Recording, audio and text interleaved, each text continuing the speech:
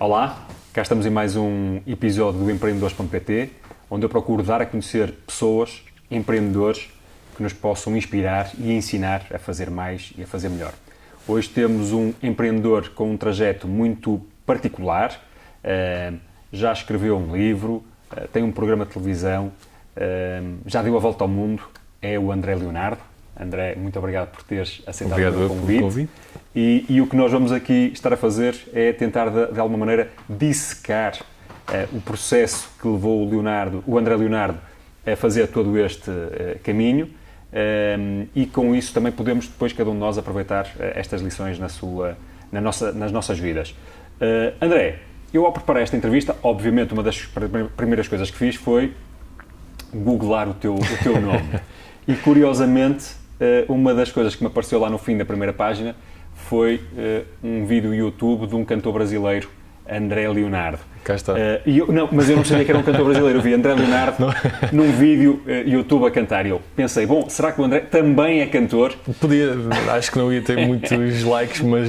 Fazes muita coisa, mas cantar não é a tua cena, tem que ser baixinho. O que é que tu fazes?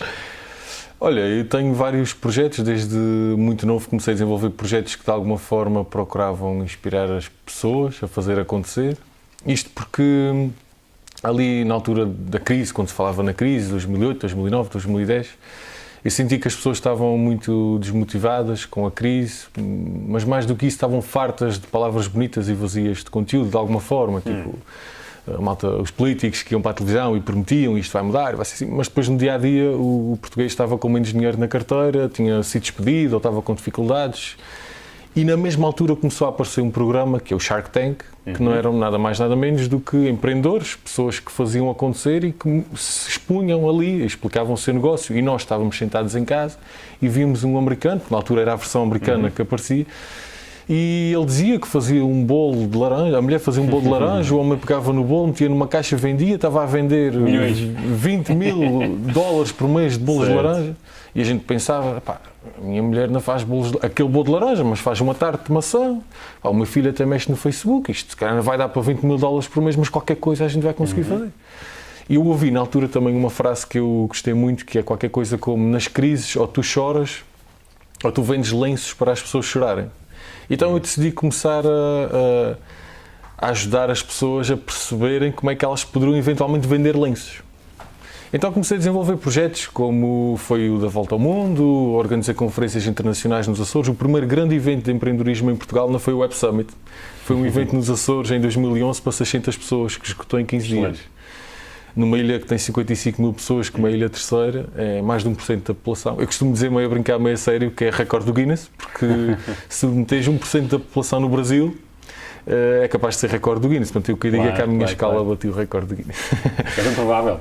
E foi muito giro. Então, pronto, o meu processo começou assim... E tu hoje o que é que fazes? Ok, eu hoje tenho vários... Já lá vamos àquilo que andaste a fazer, nomeadamente a viagem, acho que é um marco interessante. Mas o que é que fazes hoje?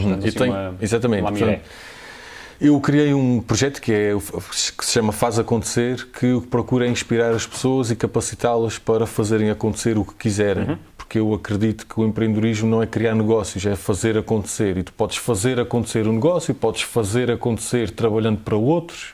O nome técnico disto é intraempreendedorismo, não é? Ou podes fazer acontecer na tua vida. Eu já desenvolvi projetos que não têm nada a ver com nada, não trabalhava para ninguém, também não era um negócio, era só coisas que eu gostava. E então é um projeto que procura muito inspirar e capacitar pessoas para... Já temos alguns empregados, já trabalhamos um bocadinho por todo o país. Para além disso, estou agora a entrar no setor do turismo, estou a criar um hostel lá nos Açores. Enfim, depois tenho outros projetos que vou sempre... Eu entro um bocadinho na categoria do empreendedor em série, não é aquela pessoa que não consegue parar de pensar em novos negócios e novas coisas, entro um bocadinho nessa categoria. Mas que produtos é que tu vendes neste momento? Na Faz Acontecer temos formação, temos uma coisa que nós chamamos as academias Faz Acontecer para alunos do secundário, onde estamos a trabalhar com municípios pelo país, onde implementamos quase um programa de educação não formal pelo país, temos conferências internacionais, temos o programa de televisão, temos livros, temos enfim, uma série de formações mais curtas, para todo o tipo de... Eu estás a dizer que és empreendedor e até um empreendedor em série, mas é assim que tu te defines ou defines-te como talvez como um escritor ou um apresentador de televisão? Olha, sabes que eu tenho muita como é que eu dificuldade para responder a isto. Às vezes é uma loja qualquer e as pessoas perguntam assim, então, mas profissão? E eu fico um bocadinho desconfortável porque eu não entro em nada, eu não entro em categoria nenhuma, porque, por exemplo, eu hoje acordei, eu tive que fazer um post, eu tenho um género de um blog, tive que fazer um post e tal, por isso sou blogger, isto é uma profissão hoje em dia. Depois tive que gerir as minhas redes sociais, portanto sou gestor de redes sociais.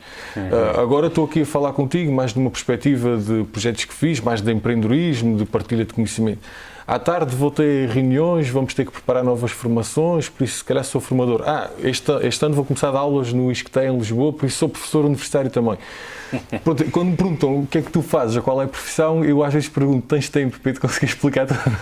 Então é assim... Podes sempre dizer que não fazes nada e resolves o assunto. Eu digo que faço acontecer. E mando o pessoal para ir ao meu site e tal. É uma boa forma de... Dar a volta à coisa. Dares a volta à coisa. Isso. Isto do empreendedorismo... parece que está claramente na moda. Sentes isto? Sim, sim. E porquê que achas que está na moda? Porque eu tenho a percepção de que nem sempre foi assim, e há meia dúzia de anos atrás não era claramente assim. Porventura ainda não houve uma mudança cultural brutal, mas eu diria que há uns anos a disponibilidade da sociedade para receber empreendedores não era exatamente a mesma que é hoje. O que é que, primeiro, se tu achas que isto de facto está a haver esta mudança, e segundo, porque é que achas que está a haver esta boa onda à volta do empreendedorismo? Eu acho que há várias coisas. Empreendedores em Portugal sempre houve, não é? Lá está, se a gente for para aquela história, há 500 anos atrás, fomos, não é? Mas há 20 anos atrás, uma pessoa que montava um negócio de vender bugigangas, era uma pessoa que tinha um negócio de vender bugigangas, não era um empreendedor, mas já era, sem a gente chamar assim. Por isso sempre houve. Eu acho que com a crise que houve, criou-se aqui um movimento de, ok, vamos dar a volta a isto. E a solução à crise foi o empreendedorismo. Ou pelo menos uma das. Houve exportações, por aí fora, mas enfim, o empreendedorismo foi... Aquela história foi... de crias o teu próprio negócio para poderes enrascar, não é? O autoemprego, temos que fazer coisas, não nos podemos resignar. Então o empreendedorismo foi uma solução a... E como tal, os governos aproveitaram isso e criou-se uma série de associações e houve finalmente um movimento no país para isto ir para a frente pela primeira vez. E de todo o lado que nós vamos agora, há concursos de empreendedorismo, ideias, meetings, quase que há mais concursos do que às vezes pessoas a concorrer, não é? Mas realmente o país está muito preparado hoje em dia para isso. Porquê é que isso acontece? Isto depois também tem a ver um bocadinho com a geração que vem agora, acho eu, os millennials e o que os segue, que são pessoas que procuram... que não gostam muito de ter chefes, gostam de falar frente a frente, olhos nos olhos, são pessoas que gostam mais do hoje e não se preocupam propriamente muito com o que é que vem depois da amanhã, não é amanhã, é depois da amanhã. E, portanto, são pessoas que gostam de fazer coisas diferentes, estão em vários países, estão envolvidos de uma outra forma, mais informal, de calças de ganga, nada, o fato e a gravata. Então, acho que tudo isto e o empreendedorismo hoje, se tu pensares o que é o empreendedorismo que está à volta dele, também é um bocadinho isso. Não achas que será isso não de alguma forma não traduz uma ideia de lifestyle que o empreendedorismo pode eventualmente proporcionar? É isso mesmo. É muito mais um acesso a experiências do que propriamente só aquilo que seria o conceito mais tradicional de criar um negócio, uma organização. Eu concordo 100%. Aliás, eu costumo dizer que o empreendedorismo é um estilo de vida, é uma atitude, não é criar um negócio. E por isso é que eu dizia há pouco, tu podes ser empreendedor trabalhando para outros, fazendo uma coisa por ti ou fazendo uma coisa na tua vida, simplesmente.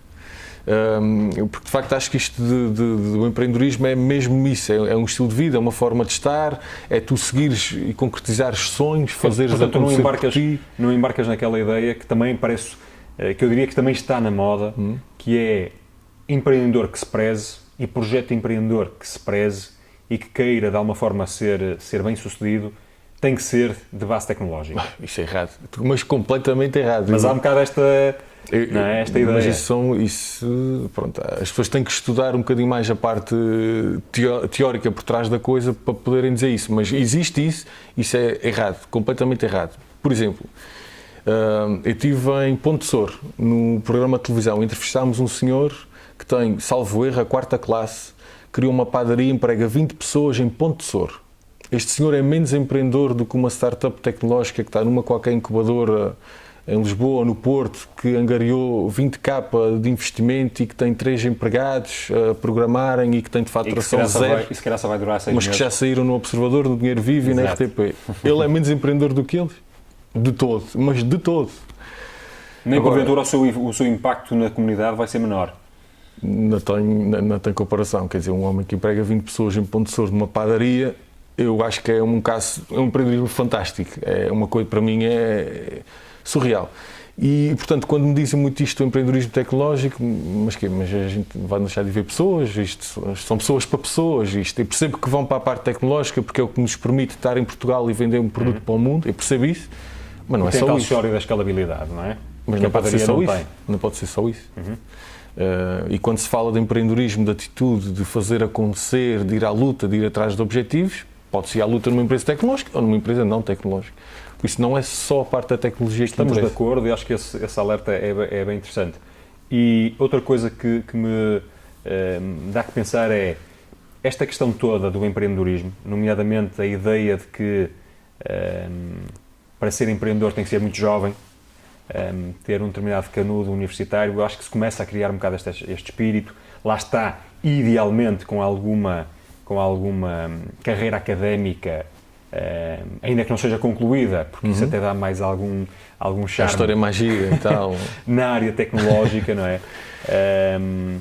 Não criará, talvez aqui, não há um risco de haver muita gente que se lança numa carreira empreendedora, mas que porventura não tem what it takes para ser empreendedor. Achas que há esse risco? Ou, pelo contrário, tudo é passível de ser aprendido e uma coisa não tem nada a ver com a outra?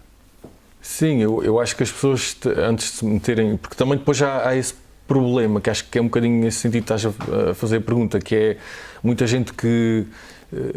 Hoje em dia promove-se tanto o empreendedorismo na perspectiva da criação de negócio que muita gente que às vezes não reflete bem sobre o que é que está a fazer acaba por se meter no negócio sem ter what it takes, não é? Porque de facto o teu negócio é difícil, é mesmo difícil. E depois temos que aprender coisas, temos IVA para pagar de vez em quando, temos segurança social, os empregados não ganham 12 meses, ganham 14 meses. E depois tem que se gerir pessoas e como é que se tira uma fatura quer dizer, há uma série de coisas que menos cheques isto tem que ser feitas, não é? Não é só fazer os bolos e vender os bolos, é preciso, tem todo um trabalho de back-office e, portanto, as pessoas têm que pensar muito bem e têm que ter formação. O que é que tu achas que é preciso para ser um bom empreendedor? Então, pondo se calhar a pergunta desta maneira. Olha, a coisa mais importante de todas é ter vontade. Mas isto é mesmo mais importante. Não é, portanto, algo que possa ser injetado de fora? Tem que ter vontade, tem que ter energia, atitude. E isto, porque repara, se tu tens uma pessoa que tem competências técnicas enormes, mas depois não tem vontade, a coisa não acontece. E no empreendedorismo, então quando estás a começar projetos novos, tu tens que ir atrás da coisa, atrás dos clientes. Não sabes como é que se faz uma apresentação PowerPoint, mas tens energia, vais para o Google, procuras. Não sabes como é que se faz um curso online, vais para a net, procuras e fazes. Não sabes como é que deves apresentar, não sabes fazer networking e eventos, vais para a net, procuras. Desde que tenhas a atitude para, o resto vem atrás, vem a seguir. E é isso que tu procuras fazer, de alguma maneira, com os teus projetos, nomeadamente o que fazes acontecer no fundo, antes de mais, dar a consciência às pessoas que isso é possível e depois dar as ferramentas para que tornem isso possível? É isso. É a tua missão, de alguma maneira? Sim, ou seja, eu tentei focar-me aí, porque eu entendo que já existe uma série de incubadoras, de pessoas, de associações que se focam no ok, já tens uma ideia, então está aqui um programa de aceleração, está aqui uma incubadora, está aqui isto. Eu venho um bocadinho, no processo, eu venho um bocadinho atrás, que é as pessoas que se calhar ou estão desempregadas ou estão desmotivadas no emprego onde estão. Ok, então, olha, tu tens ou são muito jovens, porventura. Ou são muito jovens, ou já são menos jovens e acham que... Tudo bem. Então, queres criar uma padaria? Olha, tem aqui um senhor em Ponte Sor que fez isto. Epá, se ele fez, se calhar também podes fazer. Aprende com ele, vai pesquisar como é que se faz um bom pão, procura aí receitas, procura como é que se gera uma padaria, estoques e tudo isso, mas se ele fez, tu também podes fazer.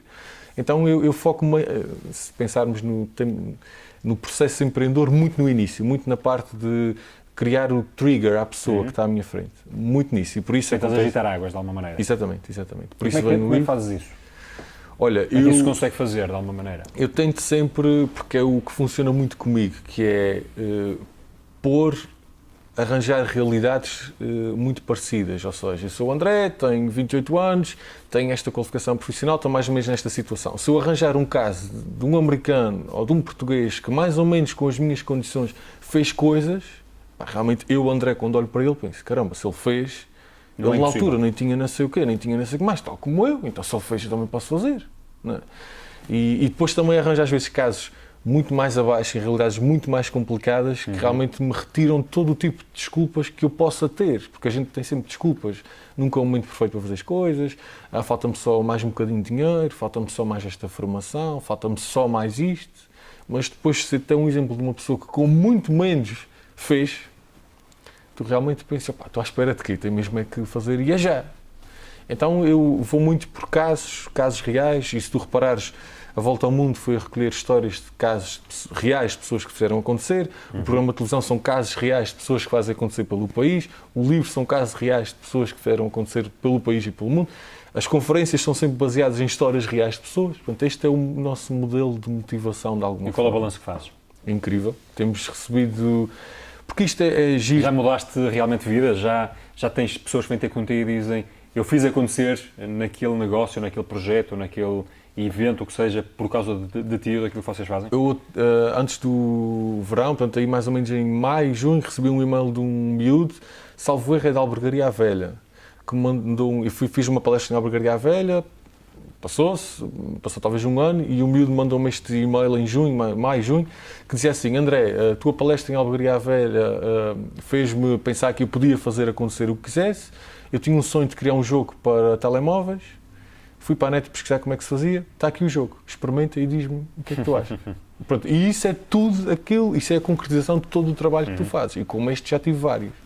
Pronto, é muito engraçado. Como é que tu te sentes quando recebes um feedback deles? É muito bom, obviamente é o concretizar de um trabalho, não é? Quando tu chegas lá ficas muito contente, mas ao mesmo tempo também traz, se calhar, muita responsabilidade para tu continuares e vês que tens pessoas que te seguem e que perguntam coisas e que olham para o que estás a fazer e como tal também queres continuar numa boa onda a trazer mais exemplos, mais casos, mais conferências, mais palestras para chegares a mais gente ainda. Tu já chegas a muita gente, já fazes acontecer também muitas coisas, mas importa saber como é que isto começou. Porque muitas vezes aquilo que muita gente pensa é ok, agora é fácil. Isso porventura será mais fácil, terá as suas dificuldades, mas são diferentes. Como é que foi? Qual foi o trigger para tudo isto? Olha, tu eras alguém que tinha o sonho de ser empresário, de ser empreendedor desde criança, ou se calhar até porque comes açoriano, na verdade tu querias ser caçador de baleias ou outra coisa qualquer? Não, como é que isto foi? Eu tive uma... obviamente, o que eu vou contar, mas ponto de partida, obviamente eu adoro os meus pais e tudo isso, mas os meus pais, especialmente o meu pai, é uma pessoa muitíssimo exigente, muitíssimo exigente. Então, imagina, tu tens 96 num teste e ele pergunta onde é que estão os outros 4%, o que é que te aconteceu? E então, isto sempre me obrigou, desde muito pequenino, a ter que lutar pela excelência, a ter que lutar pelo 100%, onde nunca era suficiente, tinha sempre que fazer mais, tinha sempre que ir atrás de coisas. E nunca me deu as coisas de forma muito fácil, e aliás, é uma história que eu conto muitas vezes, talvez a primeira que eu me lembro, que era: pai, quero comprar estas pastilhas, gamas, como lá dizemos nos Açores, e o meu pai disse-me: não te vou dar as pastilhas só porque tu queres, tens que fazer alguma coisa. Podes lavar o carro, podes. E eu não queria lavar o carro. Que idade tinhas nessa altura, mais ou menos? Tinha 5, 6 anos. E então, pronto, na minha casa nos Açores tem um quintal com flores, porque a minha mãe gosta de flores e tem lá aquilo assim com uma série de desenhos e cores e tal. E então eles saíram de casa e eu arranquei as flores, quase todas estavam no quintal, vendi aquilo por ramos, amarrei com uns elásticos, meti dentro da mochila da escola, aquilo assim bem amassado dentro da mochila da escola, e fui porta a porta vender aos vizinhos. E consegui vender tudo, ou quase tudo. Peguei no que consegui, fui à mercearia lá da freguesia, trocos em cima da mesa, olha o que dera, querem pastilhas elásticas, deu 2 caixas de pastilhas. Obviamente cheguei a casa, raspanete dos pais, porque não havia flores e tal, pronto, mas foi o primeiro caso que eu me lembro, e isso aconteceu, se calhar fruto da educação dos meus pais, de não me darem as coisas de forma fácil, eu tinha que ir atrás das coisas, lutava muito pelo aquilo que queria. Então, tu achas que isso foi um marco, ou foi pelo menos um contexto, uma realidade importante para tu fazeres aquilo que depois mais tarde vieste a fazer? Sim, porque repara, agora o problema não é comprar pastilhas. Agora o problema é criar um programa de televisão sem nunca teres feito nada a ver com televisão. E tu vais ao Google e escreves como apresentar um programa de televisão e vais falar com pessoas que apresentam programas de televisão e de repente estás a ter um programa de televisão que está acima da média em termos de audiência no canal onde estás. Uma coisa que começou literalmente no Google, como escrever um programa de televisão, como apresentar um programa de televisão. Portanto, os desafios são outros, mas a essência, o que está lá dentro, a vontade de ir atrás das coisas é a mesma. E de onde é que vem essa vontade? Consegues Eu fazer acho que uma viagem mais psicanalítica? Consegues perceber onde é que vem essa Eu vontade? tenho que fazer essa viagem ainda, mas pensando um bocadinho nisso, eu sou uma pessoa muito... Lá está. Algumas pessoas dizem que eu sou muito teimoso, eu digo que sou muito persistente. E então acho que isso, na altura, o querer atingir... Vem muito da educação, da forma como os meus pais me criaram na altura. Tens que ir atrás das coisas, tens que fazer, se queres, tens que fazer porque ainda te vou dar. E eu queria as coisas e queria mostrar a eles que conseguia ter 100%, não era só 96%, eu conseguia ter 100%. Então ia atrás das coisas e isto foi-me habituando a ir atrás de projetos, dois atrás de coisas que queria, 3 já acreditar em mim e que eu conseguia lá chegar. E obviamente isto depois foi crescendo, lá está, começou com coisas com pastilhas, depois mais tarde com venda de gelados na praia, depois mais tarde com a organização de conferências internacionais, depois mais tarde com uma volta ao mundo, depois mais tarde com... Depois diz uma coisa, houve algum momento durante este processo em que tu pensaste, eu quero ter uma empresa, ou nunca foi bem esse o teu caminho e era mais, eu quero fazer coisas? Olha, eu lembro-me na faculdade, chega ali aquela fase que está toda a gente a terminar a licenciatura ou mestrado e está toda a gente a ir às feiras de emprego, a procurar emprego. E eu não ia. Os meus colegas todos, então já entregaste o currículo da empresa X, Y? E eu, não. Mas então, porque eu não consegui, eu fiz um estágiozinho de 3 meses numa empresa, um contexto muito especial, mas que me convidaram, e eu fui, e eu detestei ter chefes, detestei, mandarem-me coisas que eu tinha que fazer, à hora que eles me diziam para fazer, tinha que estar de fato e gravata, isto não, com todo o respeito por eles, eu adoro, são pessoas que eu adoro, mas não é mesmo o meu estilo de vida. Então, quando começou a terminar a faculdade, eu sabia que queria criar as minhas coisas, queria ter os meus projetos. Nunca ponderaste isso antes de entrares na faculdade? Não, antes eu gostava muito de ler coisas de empreendedorismo, mas na faculdade é que eu percebi o que era o empreendedorismo. Percebi que era matemática, que existiam muitas pessoas como eu, comecei a ler histórias, biografias de gente e sempre pensei muito... Foste fazer que curso? Foste tirar que curso? Gestão no ISCTE. Há alguma razão especial para teres ido para a gestão? Já no fundo era, sem teres bem se calhar consciência, era o caminho mais próximo deste para o empreendedorismo? Era aquilo que fazia sentido? Lá está, era a pressão da família? Não, a família nisso, à vontade, escolhe o que achares melhor, vai para a melhor faculdade do país, ou pelo menos aquela que a gente acredita que é a melhor, mas a escolha é tua. Qualquer área que vais, vai para a melhor. O meu pai também sempre me dizia, os melhores podem escolher, não é? E, portanto, se fores bom aluno, se estiveres nas melhores faculdades, se quiseres emprego, vais poder escolher. E então, o que é que eu te queria dizer com isto? Portanto, como é que foi para... Qual era o teu processo durante a faculdade? Não querias... Ias às feiras, etc. Não ias às feiras, mas o empreendedorismo, o contacto com o empreendedorismo começou nessa altura. Sim, mas os meus pais, de alguma forma, quando eu era mais novo, portanto, o meu pai é gestor, trabalhava, não tinha a sua empresa, mas era gestor, passou por várias, portanto, em casa eu ouvia falar em números. Eu, nos meus projetos, lá na venda de pastilhas, de gelados na praia, de compra de pastilhas, a venda de gelados na praia e outros projetos mais pequeninos que tinha, eu tinha que fazer números. Numa folha em branco e escrevi, ok, eu estou a vender CDs na escola, ok, se o CD me custa tanto, eu ainda vou gravar, sabe, perco 1 hora a gravar um CD, então eu tenho que vender os CDs no mínimo. Eu tinha que fazer contas para isto, coisas muito simples. E depois, se calhar, no fundo, isto foi um bocadinho normal para um curso de gestão, mas eu não fui para gestão porque queria ser empreendedor, eu fui para gestão porque gostava de números, porque aquilo já estava um bocadinho no meu dia-a-dia e eu queria saber mais. E achas que foi importante para seres empreendedor, ou podias ter sido empreendedor ou ser empreendedor sem isso? E pergunto isto até porquê? Porque nos Estados Unidos começa a aparecer agora, já tem alguns anos, uma corrente cada vez mais forte de pessoas, nomeadamente empreendedores e alguns muito conhecidos, que são verdadeiramente contra o caminho universitário e apontam, salvo erro, 3 razões, eu diria. Uma que é demasiado caro, está nos Estados Unidos e, portanto, nunca vais ter ROI, nunca vais ter retorno naquilo.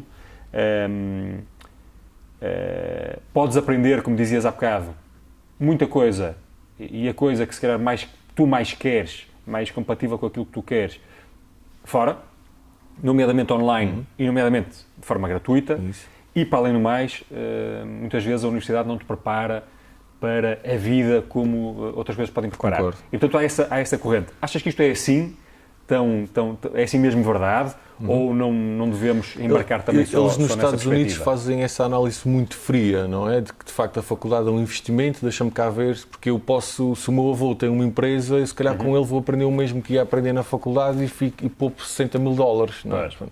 Aqui em Portugal é um bocadinho diferente, porque é normal, é suposto, entre aspas, é suposto tu saís do liceu e ires para a universidade. Então é um caminho que tu nem paras para pensar no investimento que estás a fazer. Mas já porque os montantes não têm nada a ver com os Estados Unidos, não é? Também é verdade. E porque os nossos pais, muitos deles, não tiveram a oportunidade de estudar e querem-nos providenciar isso. E, portanto, eles quase que numa casa não foi esse, mas conheço muitos assim, pá, não, tu tens que ir para a faculdade, está aqui, estou a proporcionar isto, tens que... Então, mas tu achas que esse caminho que fazia seguramente todo o sentido aqui há uns anos e efetivamente abria muitas portas, ainda funciona da mesma maneira? Ou que conselho é que tu eu podias acho dar? que toda a gente devia, se puder, ir para a faculdade, porque no fundo também na faculdade tu aprendes uma série de... conheces pessoas. 2, adquires uma série de ferramentas que podem ser úteis para tu seres empreendedor, mas que ao limite não deixa de ser uma base que tu tens para se um dia tiveres que trabalhar para outros, para se tiveres que demonstrar a tua credibilidade naquela determinada área, tu tens ali um carimbo que te... Ou seja, acho que são ferramentas... Porque isto no mundo nós temos ferramentas para nós e temos ferramentas que nos trazem credibilidade para os outros, não é? E o facto de teres um curso demonstra que tens credibilidade para os outros, não é? Mestre em gestão, ok. Tem o 12º, não é? Estou a dizer que não possa ter o mesmo nível de conhecimento interior, mas posterior pode ser ligeiramente diferente.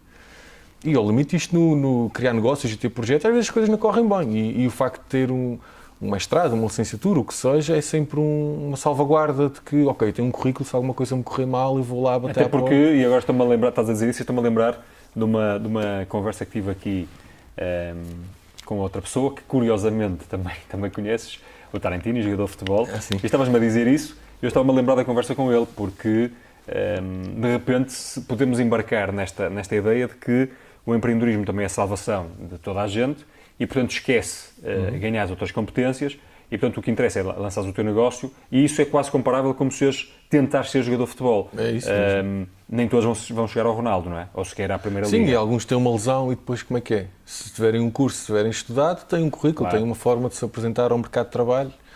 E pronto, eu acho que toda a gente, se tiver essa possibilidade, deve estudar, nunca abdicando dos sonhos, dos projetos que queira ter. Eu conheço várias pessoas que estão na faculdade e que, em paralelo, estão a desenvolver projetos e negócios. Achas que os teus colegas do Isqueté, a malta que fez o curso contigo, olha para ti com é que eles estão a trabalhar de fato e gravata, pelo menos, e talvez os outros, olham para ti com uma certa dose de inveja? Não sei mas de facto são caminhos muito diferentes. Alguns deles escolheram um caminho se calhar mais tradicional, do fato e a gravata, em consultoras, em grandes empresas, e é um caminho válido.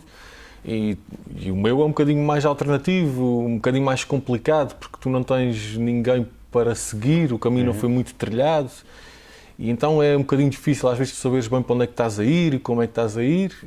É mais difícil começares por esse caminho do que eles, porque é fácil. Claro, já está tudo. Já se sabe como é que se faz. Não é? Eles, se tiverem um plano de carreira até aos 50 anos, já sabem quanto é que vão ganhar daqui a X tempo e como é que vão ganhar e tal. É um caminho muito trilhado. Desde que tu não falhes, ou que não seja. Se tu não fores muito mau, nem fores a última bolacha do pacote, tu sabes perfeitamente o que é que te vai acontecer. Ou o trajeto mais ou menos, não é? Mais ou menos. Enquanto que o meu é muito diferente. Não sei se tem inveja ou não, nem eu acho que devam ter. São escolhas. E o mundo depois é feito de Olha, e tu, durante esse processo, enquanto estudavas, que tanto quanto sei, foi aí que tu começaste a desenhar de forma mais concreta ideias um pouco alternativas que te levou, em última instância, a pegares na mochila e aventuraste durante um ano uma viagem à volta ao mundo, não é? O que é que foi isto? Conta-nos lá que viagem foi esta. Ok. Então, como eu te dizia há pouco... E que idade tinha já agora? Eu, quando comecei a preparar a viagem, tinha 24.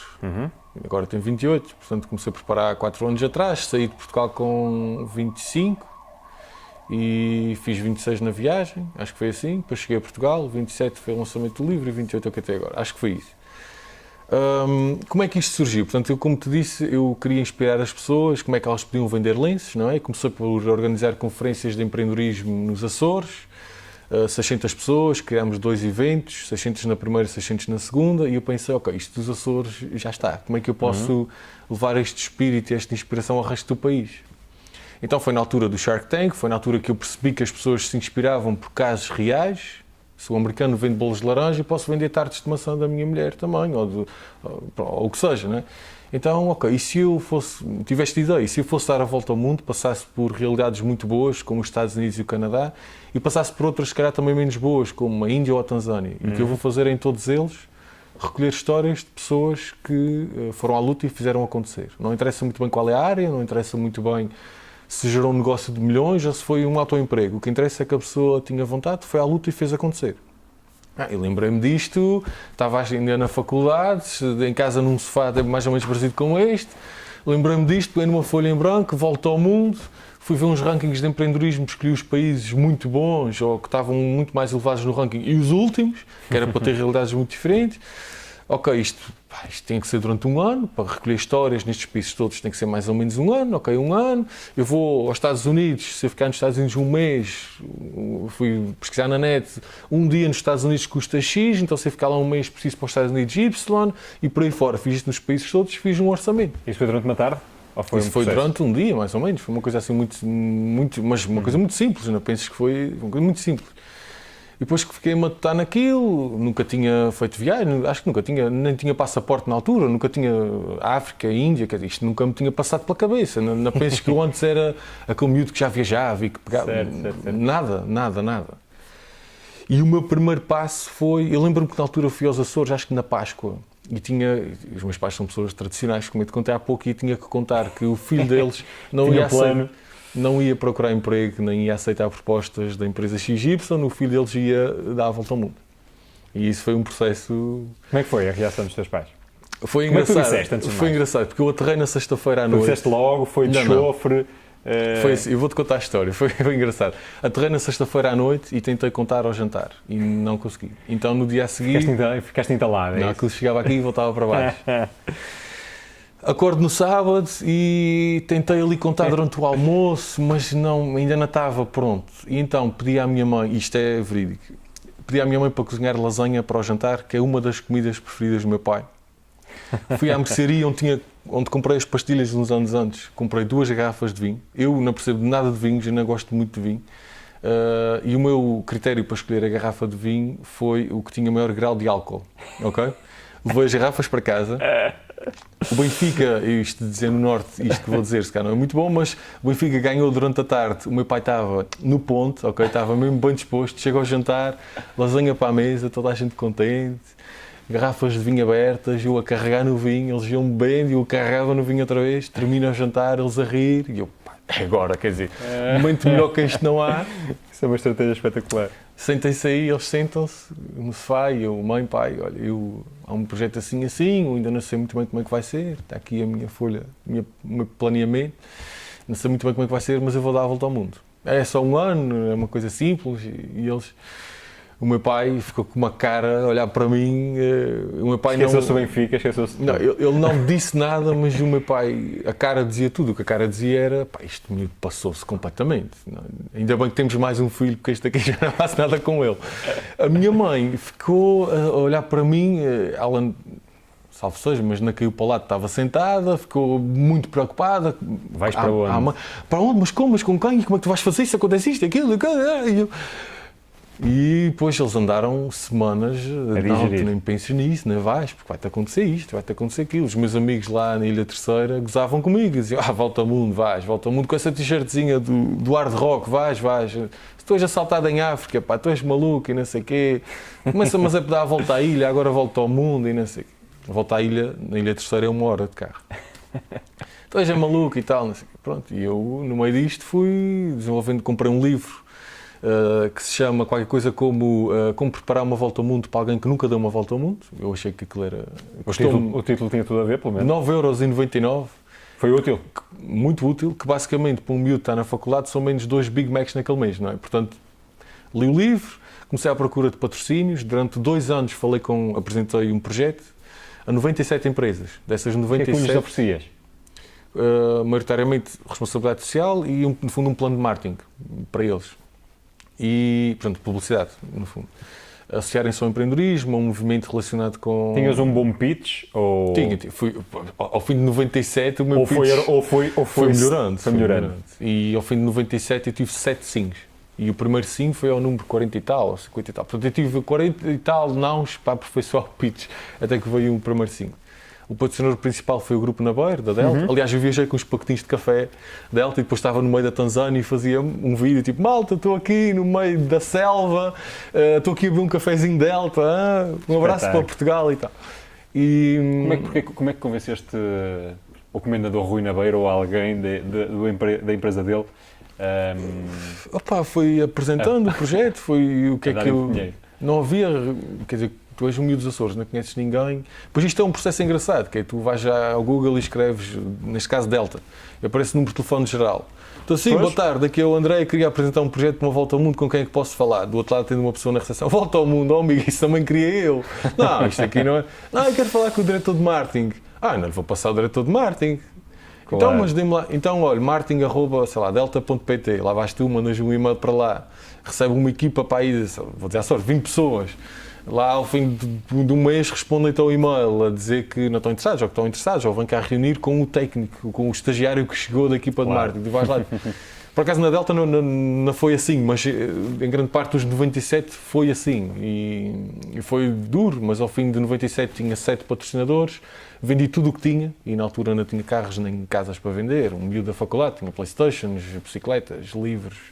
Qual era o teu orçamento total? Ou seja, o que eu queria muito qual era o dinheiro que tu achavas que tinhas calculado? O orçamento tinhas 30 calculado? 30 mil euros para um ano. Para estás a viajar de forma com mais ou menos alguma tranquila. calma, sem grandes excessos, sem Mas tinhas hotéis já, de 4 por estrelas. exemplo, uma noção dos sítios onde querias, Sim, tinha, os países? Tinha tudo, onde vou, quanto tempo é que vou ficar em cada lugar, as cidades que vou visitar. Depois comecei a agendar entrevistas em todas as cidades onde eu ia. E, portanto, eu tinha 100 entrevistas marcadas já, antes de sair de Portugal. Já lá vamos como é que chegaste aí, mas... o dinheiro, sim. Okay, não, isso era o que eu queria. O objetivo, isso era o que eu queria. E eu consegui patrocinadores já à volta de uns 10, 11. Depois vendi coisas que tinha, talvez deu-me mais uns 1.500 euros, não foi muito mais do que isso. Depois fiz também donativo, portanto crowdfunding, as pessoas pediam, e deu-me talvez mais uns 1.500. E depois, ao longo da... o crowdfunding foi feito no início, mas durante a viagem as pessoas podiam ir fazendo donativos, portanto foi um crowdfunding ongoing, portanto podia sempre acontecer e deu algum dinheiro. E no final, tudo junto, acabou por dar cerca de 15, 16 mil. E aguentaste um ano a viajar? Um ano. Com viagens e tudo?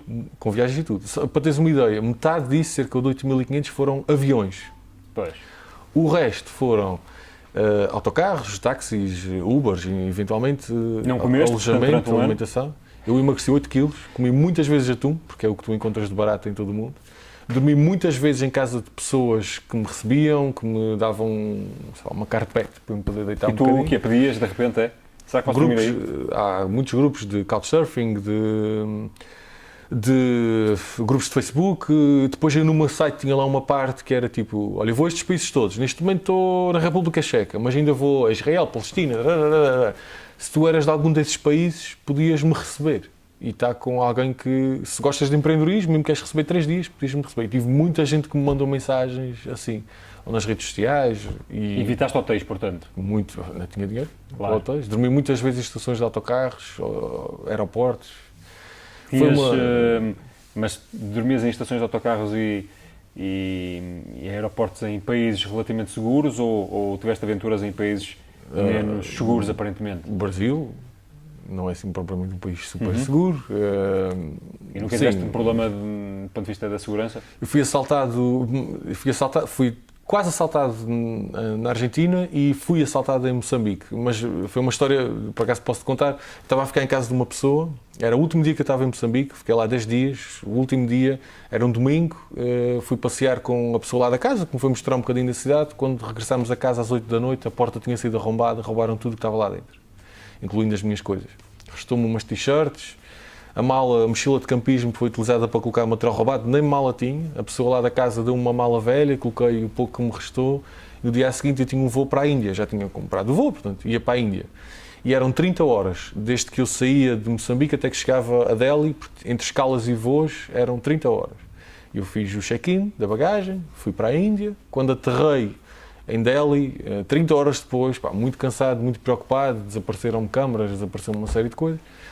A mala, com o pouco que me restava, não apareceu. Eu fiquei literalmente só com a roupa que tinha no corpo e uma mochilazinha pequenina. Tinhas a carteira com algum dinheiro? Tinha a carteira, tinha o computador comigo, mas coisas que trabalhas 2 anos para juntar dinheiro e depois assim desaparece tudo. Foi... E depois na Índia tens que fazer um crowdfunding na Índia, a malta comprar t-shirts. O meu irmão que está em Portugal ia imprimir as t-shirts a um lugar, as pessoas faziam donativos, o meu irmão enviava uma t-shirt para as pessoas recebiam, tiravam uma foto, tipo, e já ajudei o André. Os amigos viam, partilhavam também, faziam donativos. Aliás, eu fiquei muito amigo, já conheci o Tarantino, mas o Tarantino foi na altura das pessoas que partilhou mais isso nas redes e muitos amigos dele depois também fizeram donativos. E consegui continuar ainda com menos orçamento que aquilo que eu tinha, que como já viste era muito pouco, mas foi ali o mínimo para voltar a comprar algumas câmaras. Pensaste em desistir nessa altura?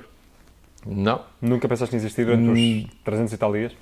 Não, porque eu tinha 2 coisas, eu sou uma pessoa muito teimosa e muita gente, familiares, amigos, no início tinham muito aquela coisa, mas isto vai-te correr mal, mas isso te acontecer, e tu ias provar que não ia correr mal. Isto não vai correr mal. Isso é orgulho. Também é teimosia, mas sabes que eu descobri, e é engraçado, eu às vezes tentei, depois da viagem, a falar com 143 empreendedores, tentar encontrar alguns traços em comum entre eles. E um dos traços principais é esse, é perante um não acreditarem em ti, eles transformam isso em combustível. Já te antecipaste a uma pergunta que eu ia fazer, se encontravas alguns padrões comuns. Encontrei alguns, podemos falar disso daqui a pouco, se queres, mas esse é um deles. E eu também tenho isso. Outra das coisas que... Mas, portanto, nunca pensaste em desistir durante esse... Mas não é fácil. Mas ia-te perguntar, tu viajaste sozinho, não é? Com certeza que ias conhecendo pessoas aqui e ali. Tiveste momentos de solidão? Olha, tu hoje em dia com o Facebook, com o WhatsApp, com tudo isso, tu estás fisicamente sozinho, mas tu emocionalmente não estás sozinho. E sentias esse calor, ainda que digital, de alguma maneira? Sim, porque tinha namorada, tinha os pais e a gente todos os dias, obviamente, que eu tentava, nem que fosse no Nepal, em cima de uma coisa qualquer, apanhar um bocadinho de Wi-Fi do bar do lado, que não sei o quê, para conseguir trocar um bocadinho de mensagens com eles. Todos os dias tentava fazer isso, não aconteceu todos os dias, mas quase todos conseguia falar com eles e comunicar. Já agora, para teres uma ideia, falei com os meus pais com calma no Skype 3 vezes, durante um ano, 3 vezes. A minha mãe estava louca. Mas... Pronto, chegou, entretanto, tinha-te deserdado, não é? É engraçado porque eles próprios depois também mudaram comigo ao longo da viagem, claro, foram vendo as histórias e é engraçado que no fim eles dizem ainda bem que tu insististe para ir, porque foi realmente a melhor coisa para ti e para nós, porque nós aprendemos também muito com isso. Mas isto pode ser o quê? Nunca pensei em desistir, para já porque sou muito teimoso e depois porque aquilo era um sonho que eu tinha, era fazer aquilo e era um projeto e nos projetos a gente não desiste e volta para trás, a gente arranja uma maneira diferente de continuar a andar. Mas imagino que possas ter tido alguns momentos mais duros, mais difíceis, com menos dinheiro, a comer um atum, eu imagino que de repente não estivesses muito nutrido de vez em quando. Qual era o teu processo mental, ou eventualmente alguma rotina, alguma prática que tu seguias, se é que seguias alguma, para quando sentias o teu ânimo ali a fraquejar, arranjas energia para seguir em frente? Era muito aquela coisa de estou a fazer isto é um sonho, dar uma volta ao mundo, a conhecer pessoas que criaram um projeto, isto é um sonho, e o sonho tem dores, não é? Tem saudades da família, tem passar fome, tem dormir às vezes em lugares menos bons, mas se olhares para o bigger picture, não é? Se deres um passo atrás, isto é um sonho, então quando ficava mais triste tentava pensar assim, estavas a viver o teu sonho, não é? Sim, isto é uma coisa, isto acontece, salvo seja, acontece uma vez na vida, não é? E é uma coisa incrível e eu tentava muito ir por aí, mas é muito engraçado fazer essa pergunta porque eu pensando 12 meses de viagem, ao fim, nos primeiros 3 meses, tu estás com muitas saudades de casa.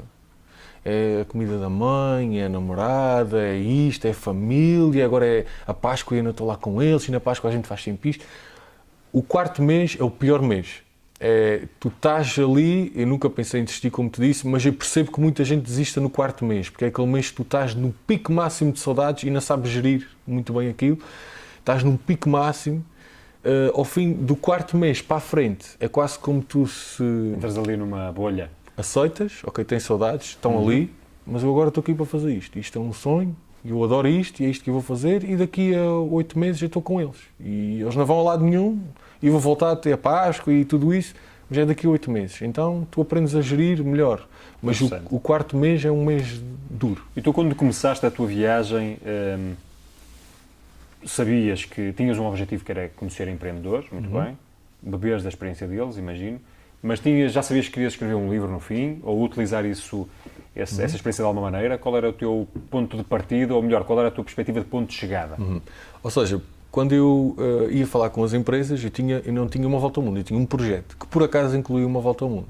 Então, o projeto era, eu vou recolher histórias, o meu objetivo é inspirar pessoas a fazerem acontecer, a serem empreendedores. Como é que eu vou fazer? Eu vou dar uma volta ao mundo, vou recolher histórias incríveis pelo mundo inteiro e depois vou voltar a Portugal. Eu vou ter um blog de viagem, as pessoas podem ir acompanhando, mas no fim isto vai gerar um livro, vai ser assim, e vou fazer palestras em escolas, em secundários, tudo isso. Então o projeto começava com a recolha das histórias, começava por ir ao mundo, mas depois trazer o mundo de volta a casa. Então eu já sabia que ia escrever um livro. Como? Não fazia ideia. Porque foste a recolher informação e inspiração, é isso? Ia partilhando no blog, ia partilhando as histórias que aconteciam, muita gente me ia seguindo, mas eu já sabia que no fim tinha que haver um output disto. O output seria o livro e palestras. Como? Aqui eu escrevi o livro, não fazia ideia, porque eu nem era muito bom aluno a português e tinha dificuldade em expressar. Palestras. Eu, quando estava no liceu, estás a ver aqueles trabalhos de grupo que temos que ir todos ao quadro, apresentar. Eu detestava. Era do tipo que gostava de ficar de lado. Mas eu olhava para isto como, ok, isto é uma das dores do sonho. Eu vou ter que arranjar uma maneira de resolver isso mais à frente. É uma das dores e a gente há de resolvê-la mais à frente. Mas agora é isto, né? E, portanto, se me perguntas, já sabia que vinha ao livro? Já. Como? Não sabia, mas já sabia que vinha ao livro. E, entretanto, esta viagem converteu-se num verdadeiro marco da tua vida, não é? Foi um momento até para a tua figura mais conhecida, mais pública.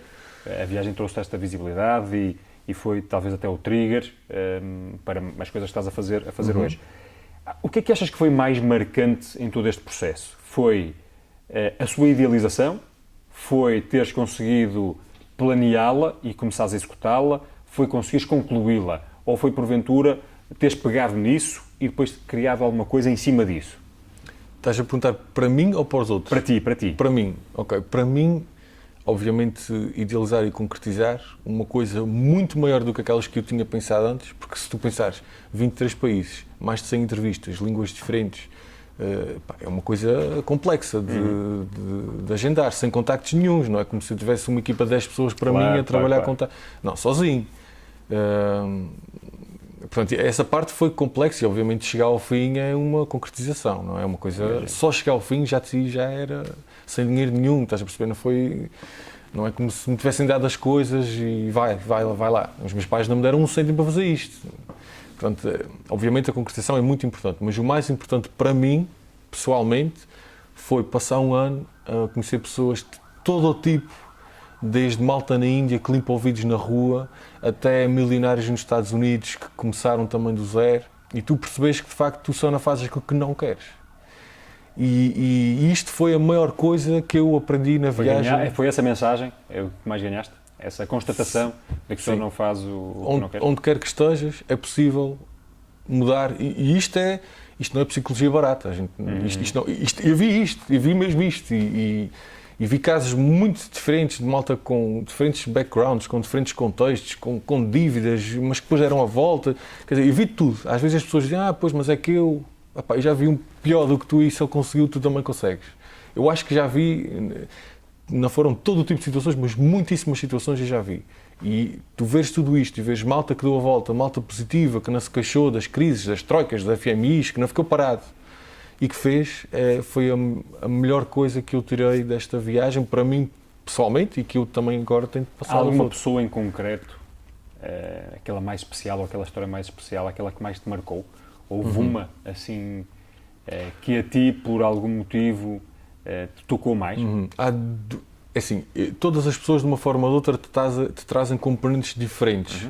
Mas há duas histórias que eu gostei muito e que são muito fortes. Uma delas é de um português que se chama Ricardo Teixeira, que ele nasceu com todas as suas capacidades físicas e intelectuais e era uma pessoa muito ativa. Com 15, 16 anos estava a brincar numa praia, a coisa corre muito mal, num mergulho ele fica tetraplégico.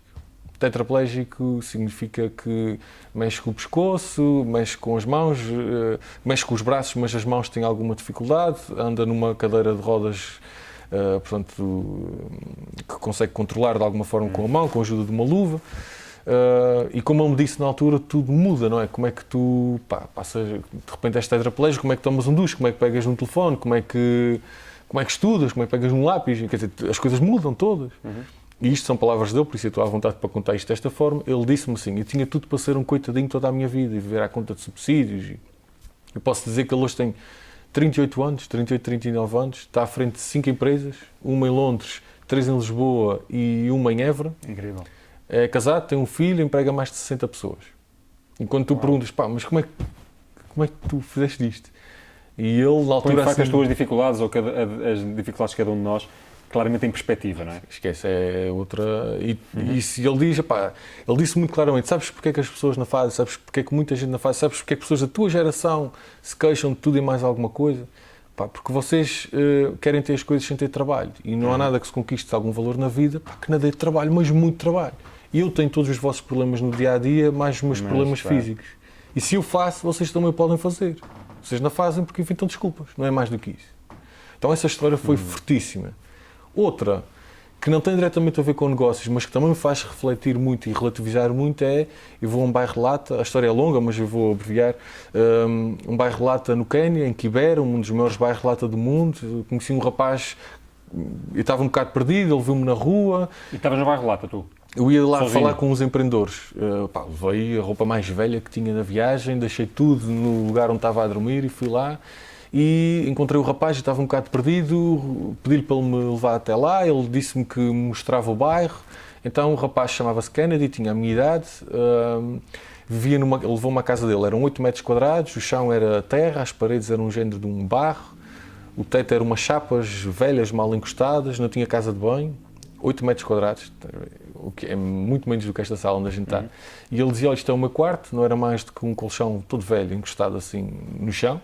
Isto aqui é a sala, não era mais do que um sofá de 3 lugares partido, todo rasgado, também encostado assim nos cantos, não havia casa de banho. E perguntei-lhe pela casa de banho e ele disse, pois aqui nós fazemos necessidades na rua ou em sacos plásticos e depois atiram à rua e na rua é um mar de sacos plásticos. Uma coisa incrível, um cheiro, é incrível. E no meio disto, eu estava a ver tudo isto, estava a ficar impressionado e ele estava muito contente porque eu vinha do país do Cristiano Ronaldo. Então ele estava-me sempre a contar isto, mas sempre com um sorriso na cara, muito contente. E eu estava a ver isto impressionado e ele diz-me assim, e como é que é o país do Cristiano Ronaldo? E eu, pois, é um país fantástico, temos isto, temos aquilo. E saiu uma seguinte frase, é um país fantástico e apesar da crise as coisas estão agora a melhorar. Parece que sim. A cara dele passa de muito contente para muito preocupado e ele diz-me assim, crise, mas quantas vezes é que vocês comem por semana? Porque a última vez que houve crise aqui no bairro, eu e a minha família comemos uma vez por semana. Como é que é lá? Vocês estão-se a aguentar? E isto para mim foi assim um soco no estômago, uma chapada, uma coisa de crise. É outro tipo de crise. Quer dizer, lá ao pé dele eu comecei a chorar a baba e ranha, não é isso e tal. E hoje em dia, quando penso nisso, a gente tem muito que relativizar os nossos problemas, porque felizmente se calhar não podemos ir passar férias para a República Dominicana todos os anos, mas estamos aqui no Norte, quer dizer, apanhar o autocarro e ir até à praia de Matosinhos é mau. É incrível. Tu saíste desta viagem seguramente uma pessoa mais rica, não é? Por isso é que eu te dizia há pouco, não é? O que é que tiraste daqui? Foram as pessoas, e as experiências, e as histórias. E tu és capaz hoje de viver, pergunto se és capaz de viver com menos do que o que tu pensavas que serias capaz de viver e se isso é uma coisa que tu de facto queres mudar, ou seja, eu não tenho que ter um grande carro, uma mega casa, ou é uma circunstância eventualmente, pode ser de processo, mas um dia queres ter esse conforto material. Portanto, e no fundo queria perceber qual é essa tua perspectiva mais filosófica e até que ponto é que a viagem te ajudou a reduzir a ligação a bens materiais, eventualmente. Sim, ajudou, claro que é, porque eu era uma pessoa, eu vou-lhe chamar uma pessoa normal, como todos os miúdos, gostava de jogar PlayStation, gostava de andar de bicicleta e ir para ali, gostava de ter uma t-shirt da marca X e ir, claro, acho que qualquer miúdo gosta disso. Mas, de facto, depois da viagem as coisas mudaram um bocadinho. E eu posso dar um exemplo muito concreto. Eu acabei de mudar de casa, vim ter uma casa agora no Porto. A minha casa tem... Boa escolha, não é? Por acaso estou muito contente. A casa tem, não sei se chega a 50 metros quadrados. As minhas mudanças foram uma mochila de campismo e um trolley. Portanto, como vejo, ainda tem muita coisa atrás de mim. Um computador. E fui ao IKEA comprar, se calhar não podia dizer marca, não é? Mas fui a uma loja comprar uma cómoda e um armário, a cama já estava lá, uma sala, um sofá, não preciso muito mais que isso, não preciso. De facto, hoje em dia ponho sempre em primeiro plano a família, os amigos, as experiências, as viagens. Eu não tenho carro.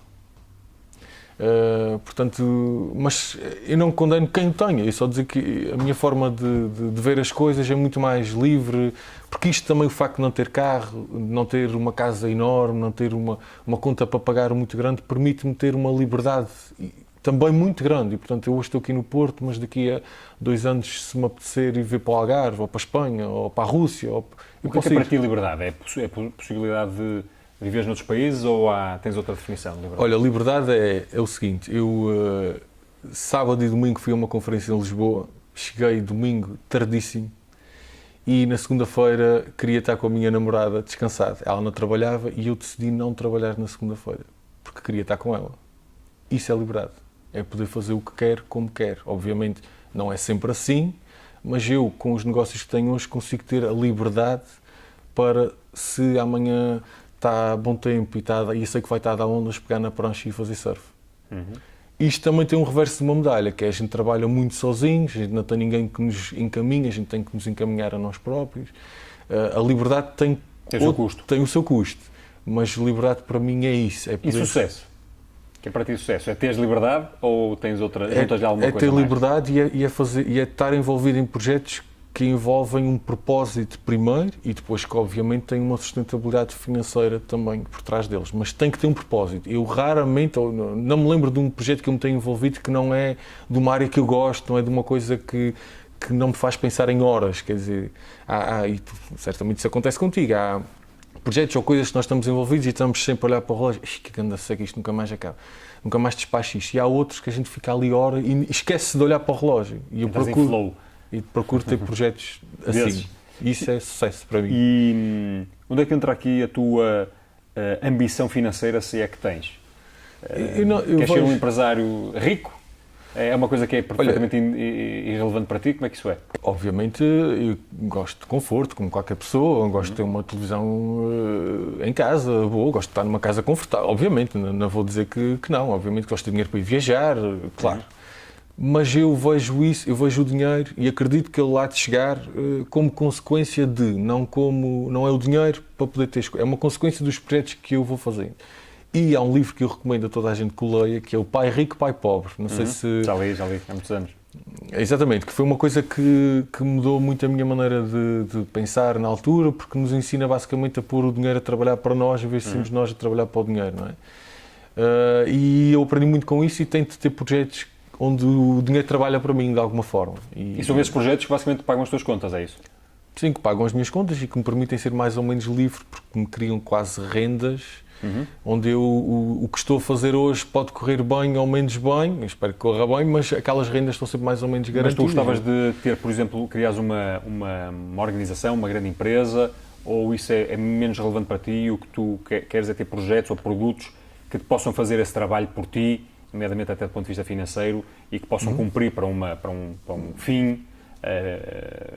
Qual é o teu... Porque isto para dizer o quê? Porque há diferentes tipos de empresários, não é? De empreendedores. Certo. Há uns que não querem ter outras pessoas a trabalhar com eles, querem ser one-man show. Exatamente. E poder estar em qualquer sítio do mundo, os tais nómadas digitais, por exemplo. Outros ambicionam ter uma grande empresa, ser um ícone de uma indústria. Em que é que tu te posicionas no meio disto tudo? Não, eu estou mais na segunda parte que tu disseste. Portanto, gosto de desenvolver projetos que têm um propósito para mim. Obviamente gosto criar emprego e já tenho dado emprego a algumas pessoas, mas não sonho com uma empresa com 5 mil pessoas e eu ganhar não sei quantos milhões de bónus ao final. Pá, isso é um bocado... Se acontecer, aconteceu. Se não acontecer, também, desde que eu esteja satisfeito e esteja bem com os projetos que estou a desenvolver e com as pessoas, é mais por aí que eu me vejo, não tanto... Muito bem. Não é tanto o fim financeiro como... Não. Ou não é, isso não é um fim em si mesmo? O financeiro é uma consequência, será eventualmente uma consequência de nunca um primeiro Não é ponto de algo partida. que é comum a todos os empreendedores. E no meio destes empreendedores todos que tu conheceste, há bocado estávamos a falar dos padrões, já percebi um, que é a tal persistência, não é? Achas que... como é que é a relação com o dinheiro? Viste algum padrão ou também não viste padrões? Outro padrão é este, que é... Lá está, o dinheiro vem... Eles são tão apaixonados por um determinado projeto, por um determinado negócio, que eles fazem aquilo, obviamente a pensar numa sustentabilidade financeira, mas eles não fazem aquilo para ganhar dinheiro. Eles fazem aquilo que depois lhes dá dinheiro. Não é... Opa, eu vou montar um negócio de vender bolos porque o pessoal está a pagar muito pelos bolos e estão a dar apoios para bolos e agora está na altura de fazer bolos. Não. Eu sou apaixonado por pastelaria, faço os melhores bolos do mundo. E daí constróis um meu negócio. sonho é estar na cozinha a fazer bolos de todo o tipo e realmente eu sou muito bom a fazer bolos e o pessoal depois paga-me por isso. E eu sou remunerado porque sou o melhor do mundo Mais algum a fazer padrão bolos. que tenhas identificado para além destes? Há outro também muito... que a gente falou sobre ele há bocadinho também, que é... Eu categorizo este padrão com esta frase, que é: qualquer que seja o problema, faz parte da solução. Portanto, qualquer que seja o problema, faz parte da solução. Ou seja, Explica isso? todos os empreendedores que eu conheci, levantam-se do sofá, tentam fazer um projeto e aparece um problema. Isto não dá, não é por aqui, eles não te vão patrocinar, o cliente não quer isto. Eles podem, de facto, sentar-se outra vez no sofá e começar a chorar. Mas eles dão um passo, eles não voltam para trás, eles arranjam uma maneira diferente de continuar em frente. Ok. Ou seja, não esperam que o contexto os ajude, eles próprios vão atrás de mudar o contexto. É sempre aquela ilusão de que o contexto, se isto fosse diferente... Vem o Afonso Henrique resolver o problema, não vem, não vem, não é o governo que vai resolver nada, a pessoa tem que levantar o rabo do sofá, tem que começar. Todos os dias, não é? Isto é um bocado como o Tarzan, que vai agarrar daquelas... A gente às vezes nem está a ver bem o caminho final, mas agarra-se numa e depois a uma leva à outra e depois à outra e à outra e à outra e depois no fim a gente dá por nós num lugar onde nunca pensou estar. André, eu estou aqui a ouvir e acho que é muito, muito interessante toda esta tua perspectiva, mas eu queria agora entrar numa dimensão um bocadinho mais tática, se bem que já fomos tocando aqui ali, nomeadamente como é que tu criaste a tua viagem, esse projeto. E ainda dentro da viagem, uma coisa que eu não queria esquecer de perguntar, porque eu acho que pode ser bem útil para as pessoas que nos possam estar a ver, é como é que, sem contactos em não sei quantos países, tu sais já daqui com uma lista de 100 contactos e como é que tu conseguias identificar as pessoas, contactá-las e convencê-las a falarem contigo? Eu tornei-me obsessivo em fazer isto, em conseguir os contactos. Obsessivo. E obsessivo implica tu passares muitas horas por dia em frente do computador a leres artigos de pessoas, chegas ao fim, tens lá um contacto ou do jornalista que entrevistou a pessoa que tu queres, ou da própria pessoa que escreveu o artigo. Bom truque. Procurei associações de empreendedorismo, incubadoras, espaços de co-work, programas de aceleração, tudo o que passe pela cabeça nos países onde eu ia e nos estados onde eu ia, contactei e disse: incubador, olha, sou o André, vou fazer isto assim, estou à procura de pessoas inspiradoras em Jerusalém, em Israel, será que vocês têm alguma pessoa com este perfil? Olha, temos aqui 5, toma, vê. E eu vi aquilo e, estes dois são muito interessantes, podes-me dar o contacto deles? E eles, obviamente, davam. Mas ainda aconteceu uma coisa mais interessante, já agora. Eu levei 100 entrevistas marcadas e entrevistei 143 pessoas. Porquê? Eu ia lá, imagina que eu vinha ao Porto entrevistar-te a ti. No final da conversa tu dizias-me assim: André, estou contente de me teres entrevistado, mas olha, há o Rui, que mora ali mais acima, que é um grande amigo meu, que eu vou já ligar a ele, eu venho aqui e vais falar com ele também, porque se achas a minha história interessante, a dele então é. Então fiz mais entrevistas do que aquelas que seria suposto. E como é que foi isso? Foi andares a pesquisar? Tinha um Excel muito bem organizado sobre isso, que se me roubavam aquele Excel na altura, passava, porque estava lá mesmo tudo: Israel, Palestina, 5 empreendedores, vou entrevistar este no dia 2 que lá chegar, às tantas horas. E foste já com tudo pré-marcado? pré-marcado. Houve muitas adaptações, porque as agendas mudam, deles e a minha, porque o avião, afinal, eu pensava que chegava no dia 3 e afinal o avião é durante a noite e chega 4 de manhã, então já na data tem que alterar, intervir. Houve no meio disto algumas que se perderam, outras que se adaptaram, mas diria que 80% ou 90% das coisas aconteceram como eu tinha planeado. Portanto, bom truque, é preciso agarrar-te à internet, já não é preciso sequer as páginas amarelas, não é? A internet hoje facilita tudo. E começar e as pessoas ajudam. A gente às vezes tem medo de nos expormos e de perguntarmos, mas quando nós fazemos isso, geralmente vem ajuda do outro Posso lado. partilhar aqui rapidamente, eu já fiz uma coisa parecida noutro contexto, no Brasil, durante umas semanas que lá estive, e umas semanas antes não conhecia quase ninguém, e saí de lá com a sensação que podia ter conversado com muito mais gente, porque depois era exatamente aquele fenómeno que é um sugere outro, etc. E, tal, e portanto é preciso começar, de facto. Acho que estou 100% de acordo. Diz-me uma coisa, agora és um autor e um apresentador de televisão, ou num canal de televisão, na TV Cabo, o canal Q. O teu programa ainda é estranho ouvir isso, nunca pensei em ser apresentador de um programa de canal, mas pronto, acho que de facto já me disseste que tudo começou com ir para o Google, descobrires como é que se escreve um programa ou coisa do género. Mas eu queria perceber o seguinte, ok, isso é a construção, mas como é que tu vendes a ideia a um canal? Ok. Então, já agora vou-te explicar o porquê que surgiu o programa, não é? O programa surgiu porque eu comecei a fazer as palestras pós-Volta ao Mundo e inspirava as pessoas, mas em palestras de 200 pessoas, 300 pessoas, 500 pessoas, ok. Isto é 200 a 300 de cada vez. Pá, mas se eu faço um programa de televisão, aquilo... Escala muito mais. Se tiverem 5 pessoas, 10 mil pessoas a ver o programa, logo ali dá quase um ano de palestras minhas. Claro. E para onde isto depois no YouTube, redes sociais, isto chega a todo lado. Então, pá, isto vai ser o próximo passo. Vamos alargar o nosso target, não é? A quem é que nós chegamos. E depois foi uma questão de tentar perceber como é que funciona a indústria da televisão. De facto, há muita gente que vai aos canais, propõe, olha, eu tenho este programa, custa X, vocês querem, não querem. No meu caso foi um bocadinho diferente, eu financiei o programa através de patrocínios e cheguei ao pé do canal e disse, olha, eu tenho isto, está financiado para vocês, isto custa 0, portanto, vocês não têm muito risco em pôr isto para o ar, mesmo que eu diga algo mais asneira, isto também não vos custou dinheiro nenhum, por isso bora experimentar.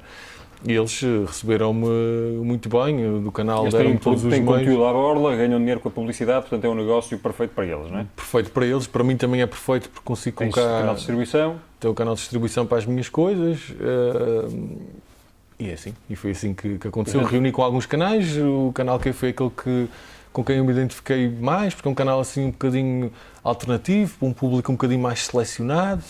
É um canal que tem uma exposição interessante já e para uma primeira experiência como foi esta, muito bom. Nós tivemos picos de audiência muito interessantes, que eu nunca pensei, pelo menos para um primeiro programa, para uma pessoa que nunca fez nada. Estamos a falar de que números? E não te posso dar porque eles não me deixam dizer os números, mas foram números acima da média, acima da média para o canal. Mas não tinha qualquer problema, mas de facto... Claro, sem problema. Olha, e já te aconteceu ir na rua e alguém te reconhecer dessas andanças? Olha, aconteceu outro dia uma coisa muito engraçada. Eu fui ao Guedes, sei, claro. que eu adoro. Cheguei lá, estive na fila para aí meia hora, porque foi durante o fim de semana e estava uma fila enorme de turistas. Cheguei ao Guedes, o senhor que está... Então o que é que vai ser? Olha, você na televisão parece mais baixinho, não? Eu fiquei a olhar para ele. E tem razão já agora. E eu achei muita piada isso ter acontecido. Já me aconteceu uma vez ou outra, mas nada de... Porque isto do empreendedorismo e sendo no canal que é um canal mais específico é selecionado, não é uma coisa massificada. Já me aconteceu uma vez ou outra, mas nada de especial, digamos assim. Muito bem, tu estás-te a transformar, já és uma marca e estás-te a transformar cada vez mais numa marca, parece-me. Quer o André Leonardo, quer o Faz Acontecer. Que conselhos é que tu dás a quem ambicione ou quem esteja no processo de construir, lançar e gerir uma marca, nomeadamente uma marca pessoal? Marca pessoal. Ponto 1, começar. E começar é muito fácil. Começar o quê? Começar é o quê? Consiste isso? Se quer uma marca pessoal, supostamente nós temos que ser vistos como experts naquele determinado tema que nós queremos, o empreendedorismo, ou a moda, ou o que seja. E para isso nós temos que nos expor, temos que dar a nossa opinião sobre as coisas. A maneira mais fácil de fazer isso para alguém que quer começar, criar um blog gratuito, WordPress, uma coisa muito simples, não precisa grandes designs. Se quiserem alguma coisa mais avançada, compram um template, se não, um blog perfeitamente normal. Criam uma página de Facebook, Twitter, Instagram, gratuito. e começam a partilhar conteúdo. É só partilha de conteúdo, vídeo, texto, o que a pessoa se sentir mais confortável e começa. E há de começar a ter uma base de seguidores e a partir dessa determinada base de seguidores venham ou continua-se a distribuir conteúdo gratuito e ganha-se pela base de dados, alguém nos paga patrocínio para nós publicarmos alguma coisa sobre aquela determinada marca, ou então nós começamos a introduzir no meio do conteúdo gratuito conteúdo pago, como são cursos online, que custam X, depois consultorias à volta disso e por aí fora. Livros, enfim, o que seja. Portanto, a maneira mais fácil de começar, wordpress.com, criar um blog, começar a divulgar conteúdo. Não é? Criar uma audiência e essa audiência vai gerar depois... O que é que achas que... Eu concordo a 100%, já temos aqui outros convidados a dizer coisas muito parecidas. Eu próprio vou partilhando isso aqui e ali, mas há muita gente com essa resistência, não dão aquele passo em frente. Porquê?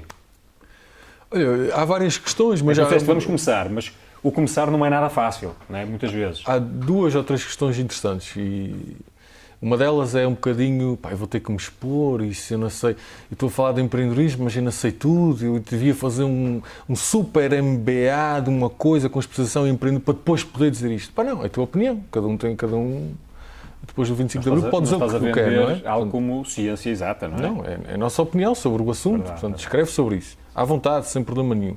Ponto número 2 é criar um blog, parece uma coisa... aquela pessoa, o André ou o Hugo que fizeram um blog e falam sobre isto, mas aquilo tem muito conhecimento por trás. Não, wordpress.com, qualquer pessoa em 10 minutos tem um blog no ar. Se não, vais a freelancer.com e algum tipo é capaz de ter de ajudas. Exatamente. Portanto, é simples, não é tão complicado como parece. E 3, e mais importante, e é aqui que eu acho que morrem muitos sonhos, muitos projetos, é contexto. O contexto. Quem está à nossa volta... Pais, amigos, familiares, às vezes nós contamos, sabes, eu queria criar um blog de moda. E é castrador o contexto, não é? Um blog de moda, tu vais lá, mas é juiz, agora blog de moda, tu vais a trabalhar, isto é a vida para alguém. E a pessoa, se não tiver força suficiente interior... Mas como em princípio não podes atirar os pais pela janela ou... Mas eu conto-te uma coisa, falando da minha história pessoal, os meus pais, como eu contei há pouco, foram muito resistentes, os meus amigos... E não quer dizer que não gostem de ti por causa disso. Pelo contrário, não é? É uma proteção. Da sua dificuldade, do seu receio. Isso mesmo. Mas a verdade é que tu, quando estás a criar uma coisa nova, que nunca viste ninguém a fazer, tu precisas que te puxem para cima, tu não precisas que te puxem para trás, de alguma forma. Isso já é a parte fácil, não é? É porque tu tens que gerir os teus medos e os medos deles. E isso não é fácil. E eu percebo que muita gente se deixa ficar atrás, mas se calhar... O que tu sugeres? Manda-me uma para mim ou para ti e a gente ajuda de alguma forma. Não, no fundo reuniste com pessoas que tenham uma perspectiva mais alinhada. Encontrares uma tribo de pessoas que já fizeram, que acreditam no que tu fazes, que pronto, no fundo é mandar um mail para mim ou para ti ou para pessoas como nós que já fizeram coisas, já há blogs, já há tudo e mais alguma coisa. Quem quer encontrar essa força extra consegue. Já consegue, não é? Já não há desculpa. Pode haver contextos mais difíceis e outros menos difíceis, com isso acho que estaremos todos de acordo, mas não há impossibilidades, não é? Isso. Novos projetos e projetos futuros, o que é que nos podes levantar? Ok, então a faz acontecer, como é que começou por fazer? Nós começámos por inspirar para o empreendedorismo, para as pessoas terem estes soft skills que são tão importantes hoje em dia, porque lá está, falávamos há pouco, ser empreendedor pode ser criar negócios, mas pode ser, preciso encontrar um emprego. Tem 100 pessoas atrás de uma vaga e vou ter que fazer mais do que eles, vou ter que pegar no meu CV e ir à porta e mostrar. E é diferente de estar em casa a comer Doritos e a mandar e-mails, não é? Muito diferente. E ele é mais empreendedor porque faz isso, não é? Então, o que é que eu quero dizer com isto? Toda a gente tem que ser empreendedor hoje em dia, nem que seja para encontrar trabalho, nem que seja para juntar dinheiro para fazer uma viagem com a namorada, nem que seja isso. Então, eu acredito que estas características que os empreendedores têm são o presente e vão ser o futuro. E isto vai ser como saber falar inglês, ou saber escrever, ou ler. Vais ter que ter isto. Então, nós agora o que é que estamos a fazer? Até aqui foi muito inspirar, agora estamos a passar para o capacitar. Estamos a implementar academias Faz Acontecer pelo país, em diversos municípios, em diversas escolas, onde eles, ao lado do programa educativo que já têm, que toda a gente tem também estas características de poderem desenvolver um projeto, poderem ganhar tudo isto. O programa de televisão, se tudo correr bem, vai passar por uma segunda temporada, até porque nós cedemos as nossas expectativas, não vejo razão para não continuar. Há novos livros a caminho. E eu, como te disse, tenho o Awesome nos Açores, tenho outros projetos também na área da saúde que queria muito implementar a breve trecho e, portanto, as coisas estão a seguir um rumo giro e interessante. Excelente. Vou lançar conteúdos em inglês, o livro vai ser lançado pela seja, Europa. Vamos ter conversa para dar e para vender para uma próxima Sim, claro que sim, quando quiseres. Para darmos a conhecer esses teus novos projetos. Só para irmos chegando aqui à parte final, uma outra pergunta mais rápida, nomeadamente isto. De tudo isto que já fizeste até agora, há alguma coisa algum feito, algum acontecimento que te orgulhe especialmente? Qual?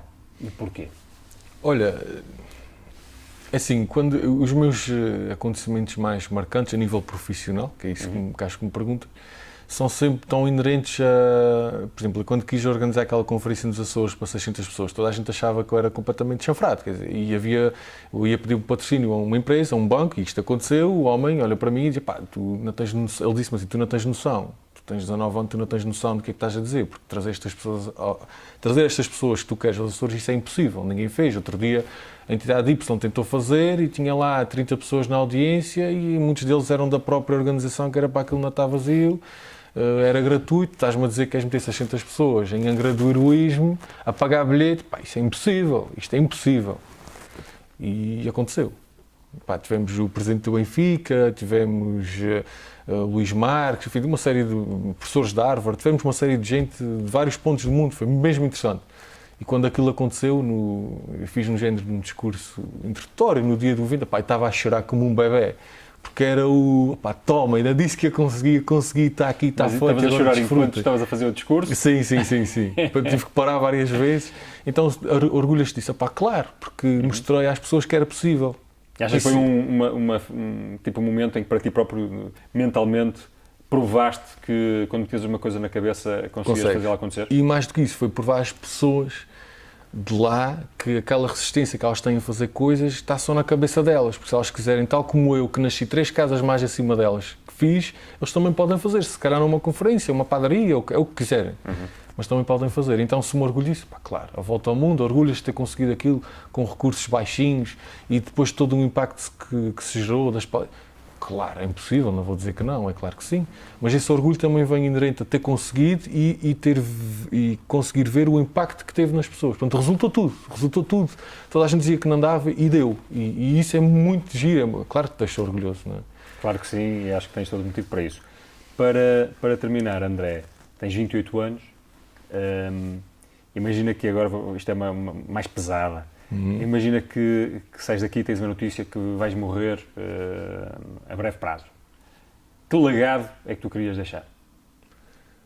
Eu gostava que as pessoas me vissem como a pessoa que tentou de alguma forma melhorar um bocadinho a vida delas, não é? Através destas histórias empreendedoras que lhes trouxe um bocadinho de inspiração quando se calhar foram despedidas ou quando as coisas correram menos bem, ou que de alguma forma, num momento menos bom, as histórias, os conteúdos que nós produzimos, de alguma forma lhes deu uma força extra, qualquer ela que seja, para fazerem coisas, para estarem melhor em casa com os filhos, ou com o marido, ou com o que seja. Mas no fundo é isso, é que se calhar algumas das histórias e conteúdos que foram produzidos por mim e por nós, pela equipa toda, mudou um bocadinho a vida delas.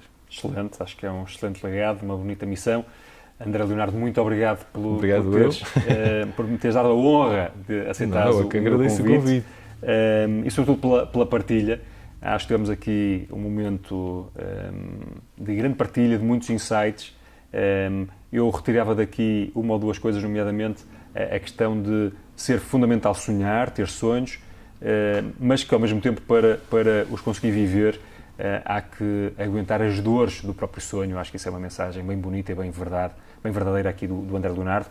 E vamos lá, seguramente depois desta conversa, com mais ânimo para fazer acontecer. André, muito obrigado. Obrigado eu. Vemos numa próxima por aí. Descubra o André Leonardo nas redes sociais, etc., por aí fora, com o fazer acontecer é o mais fácil, não é isso? Exatamente. Até uma próxima.